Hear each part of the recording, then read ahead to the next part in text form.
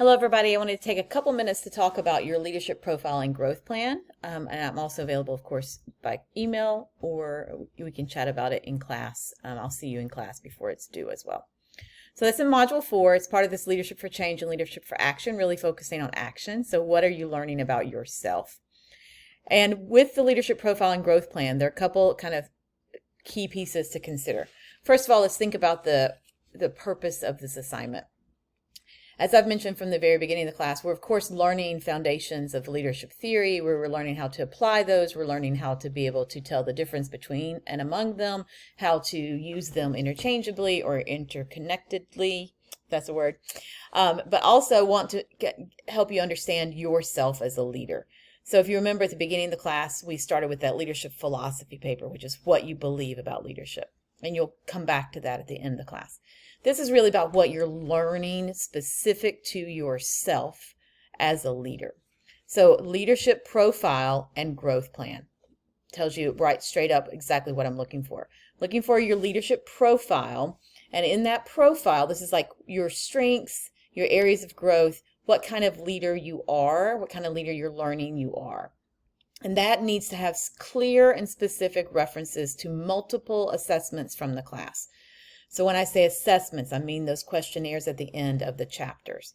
By no means am I looking for you to use 12 different assessments in this assignment. For one, that would be a lot more than 4 to 5 pages, and it would also take forever for you to write, forever for me to read, and then there's no way you can be all things. What I really want you to do is look back over those questionnaires and you're thinking about them as we've been going through the class. Which ones are the ones that have taught you the most? What have you really learned about yourself as a leader? And that should be where you center your attention for the assignment. So your leadership profile. In your leadership profile, this is the first part, profile report, you're identifying your leadership strengths and areas of growth. Excuse me. So this is not strengths, capital S from StrengthsFinder, although you absolutely can include those if you wish. You do not have to include those.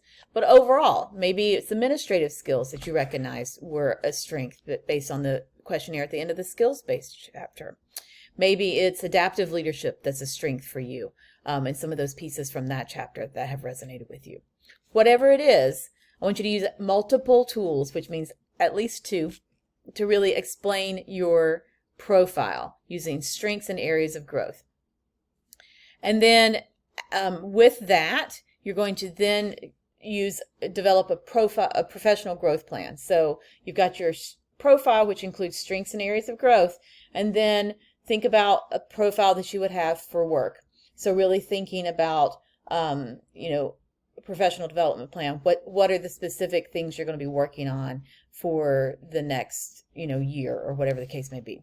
So I want you to think about, based on what I've learned about myself as a leader, based on my areas of strength, which you can also grow in, and my areas of growth, here are some specific strategic things I'm going to be engaging in short-term and long-term to continue to grow as a leader.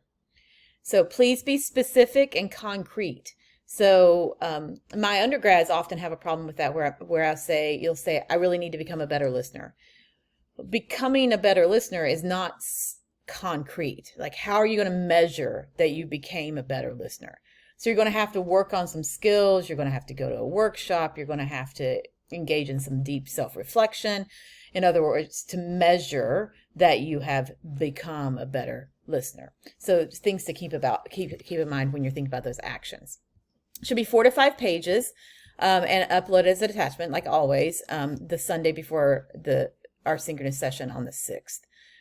Preference is to use Word or Google Docs because that allows me to give you more targeted feedback on specific areas. And of course, APA is expected. So you can see here on the rubric how it breaks down. This is really like 3 parts of the paper. Your analysis and summary of the self-assessment results. That's your profile. Clear and specific references to the assessment instruments and specific individual results. Your areas of strength and growth that emerge from that. Clear identification of areas of strength and areas of growth based on your analysis result. This should connect to that.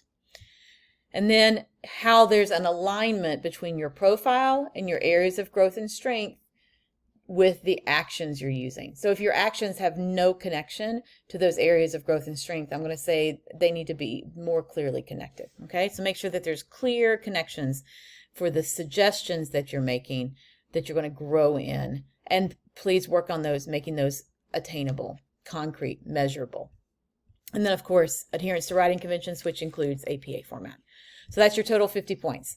And I'll give detailed feedback throughout as well. So if you have any questions about this assignment, please don't hesitate to let me know. I'll see you in class before it's due. And I'm also available at any point in time for a quick chat. You can use the bookings link in the syllabus and find a time that works. Send me a voice message or a text message, and we can find a time that would work to chat if you'd like to have more information about this assignment. So any questions, let me know. Thanks.